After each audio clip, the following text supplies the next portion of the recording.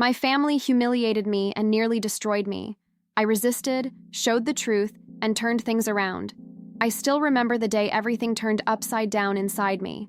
It was a seemingly normal afternoon, but it turned into a complete transformation when I realized I could no longer live in that prison of lies and humiliation. I was in my parents' living room, trying to talk to them about an absurd accusation my sister-in-law had made up. I was shaking so hard I could barely hold a glass of water in my hand. Patricia had managed to turn everyone against me, especially my brother, Fernando, and I couldn't stand being treated like the family villain anymore. I felt like my mother was looking at me like a stranger, someone untrustworthy. With every word I said, it was destroying me inside. That was the day I realized I had to stand up for myself, or I would be swallowed up by that manipulation. My name is Renata. I'm 34 years old, and I never imagined I'd go through such a surreal situation. I always thought the biggest conflicts in my life would come from outside, from work, from relationships, but never from within my own family. The feeling of being unfairly accused by the people you love is suffocating. I spent months trying to defend myself for things I never did, feeling small, ashamed, afraid to speak out and be judged again. On that particular day, when my mother said she no longer knew who to believe, I felt a pain in my chest that felt physical. How could my mother not believe me? How could my word be worth less than that of a sister-in-law who had barely been a part of our lives a few years ago? I nearly broke down right there. The worst part was looking at Fernando and seeing him completely blind, defending Patricia as if she were the most honest person in the world. He looked at me with contempt, as if I were a problem disrupting his life. My brother and I had always been close. We grew up together. We'd been through so much side by side, and now he seemed like a different person, ready to cut me out of his life without a second thought. I wanted to scream, shake him, and make him see what was happening, but I knew it would be futile. Every time I tried to speak, Patricia already had a speech ready to turn everything against me. I left the room that day feeling completely alone in the world. It was at that moment that anger began to surface along with the pain. I could no longer accept remaining silent. I spent the entire night crying in my room, but also thinking about how I could turn this around. I was exhausted, tired of being singled out, but a clarity grew within me. If I didn't do anything, no one would do it for me. I wasn't going to let Patricia destroy me. I had already lost so much of my peace, my place in the family, that I realized I had nothing left to lose by fighting.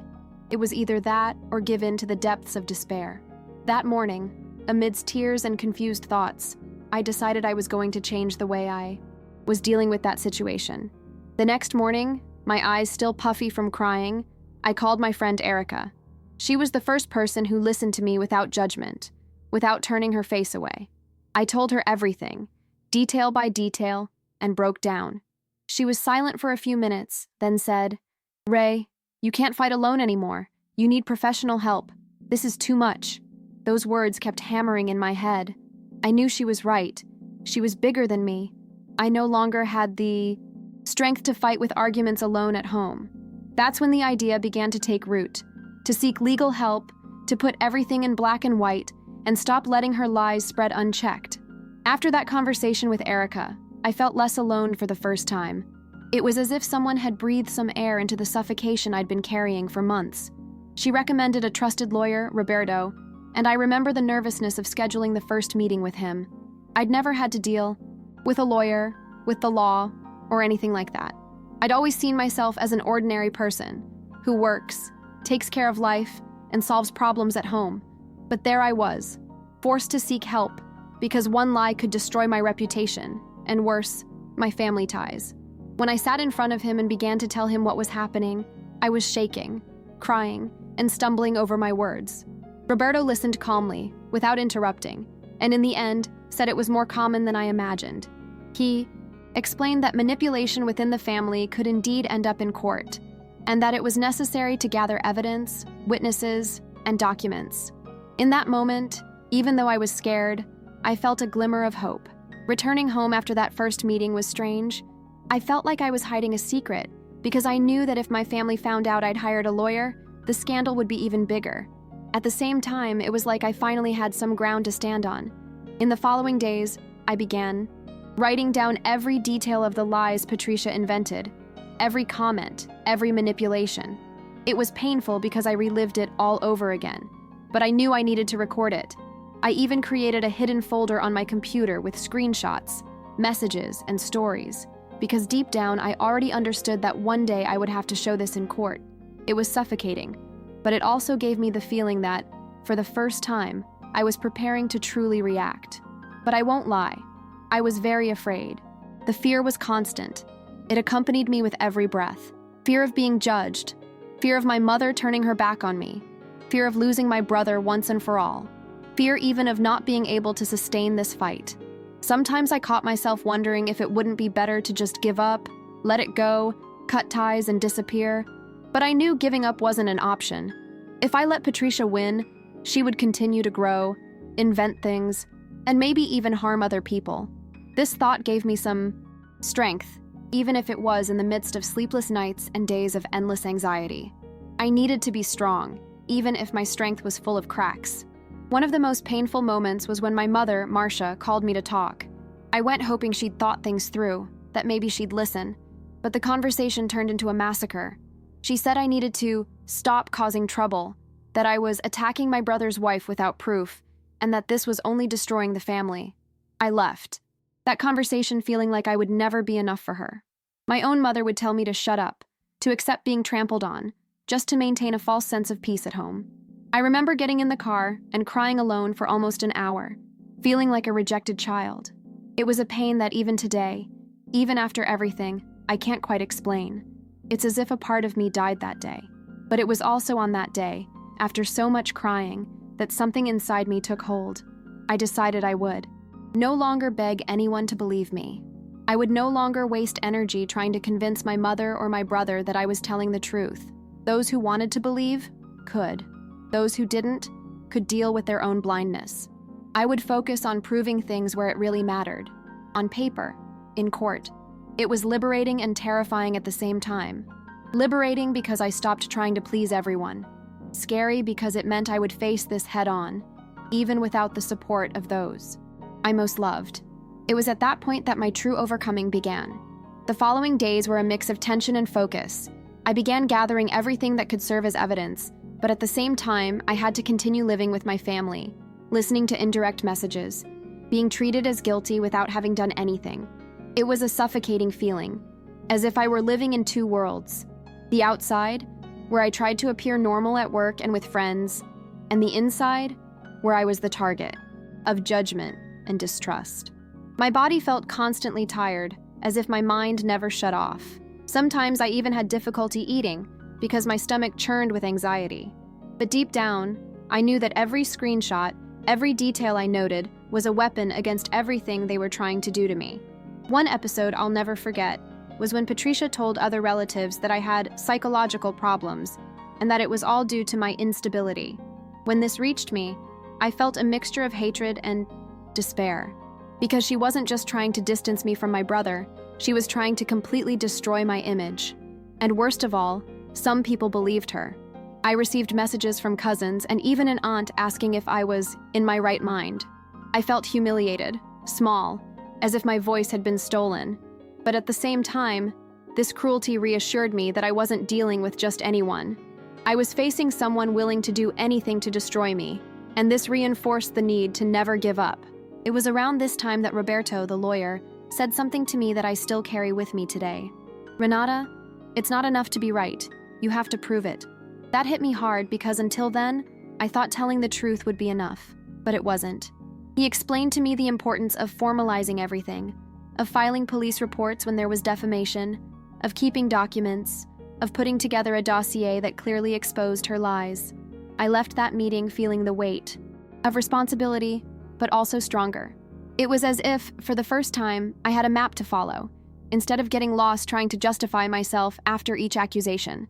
With that, I also began to change the way I positioned myself in front of my family. I stopped responding to provocations, getting into endless arguments. It wasn't easy.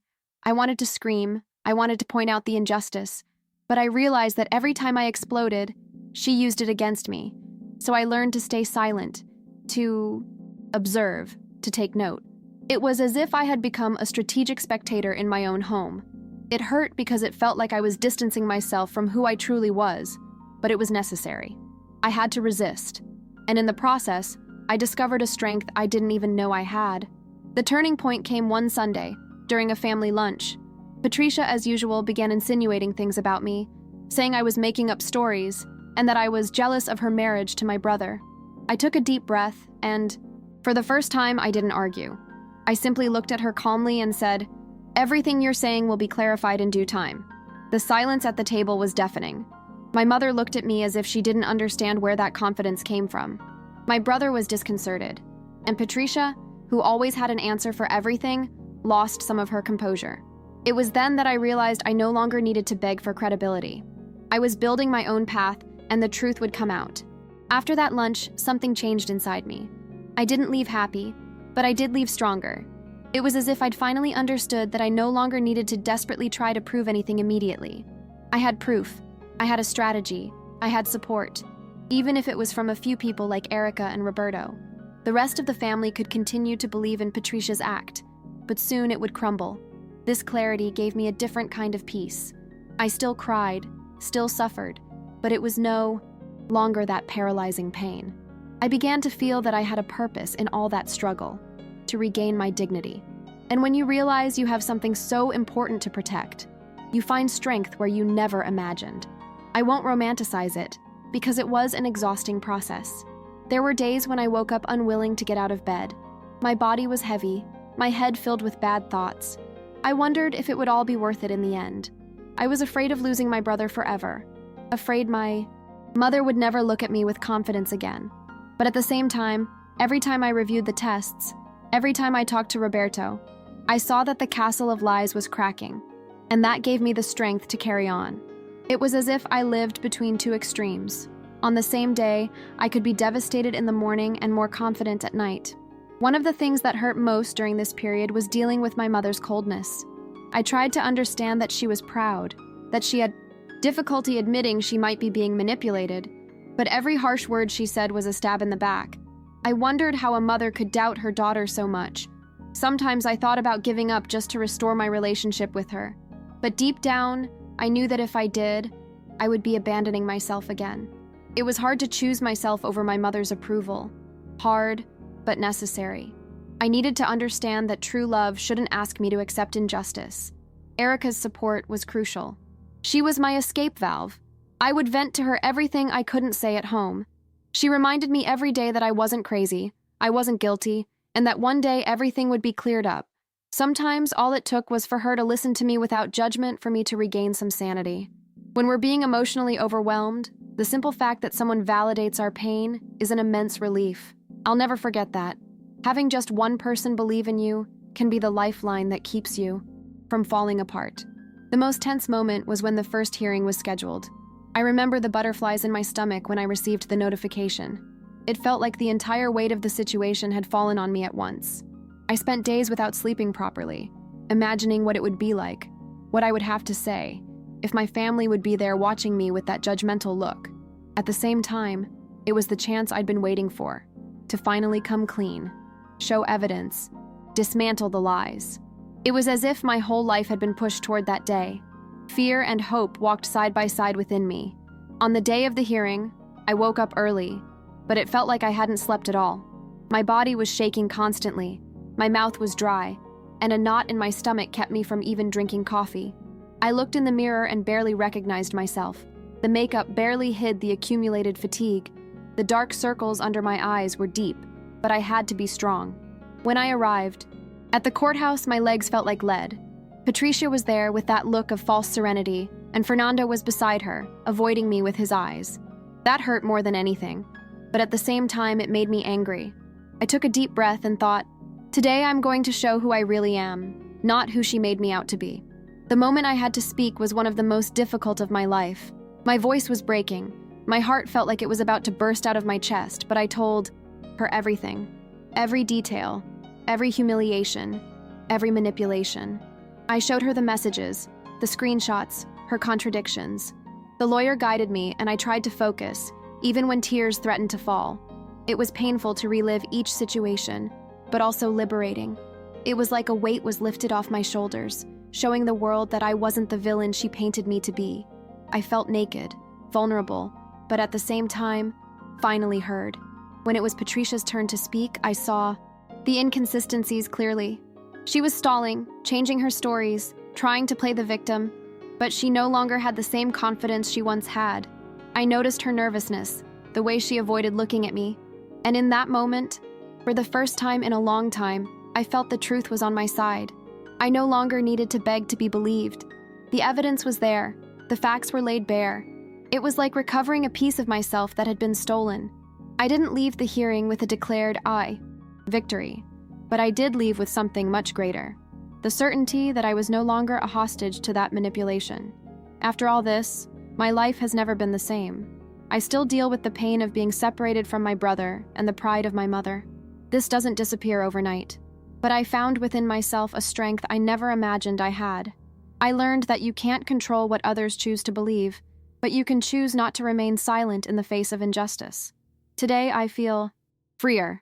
I still carry scars. I still have difficult days, but I no longer live with that crushing weight on my shoulders. And for me, that's already a huge victory. If there's one thing I've learned from all this, it's that we need to put ourselves first when they try to destroy who we are. It's not selfishness, it's survival. I'm Renata, I'm 34 years old, and today I'm writing this for anyone who might be going through something similar. I know how much it hurts, how much it makes you want to give up, but I want you to know, you're not crazy, you're not guilty just because someone tries to paint you that way. You have the right to fight for your truth, even if it's alone. And believe me, there comes a time when the truth comes out. Mine did. I didn't come out unscathed, but I came out standing, and that's what matters most.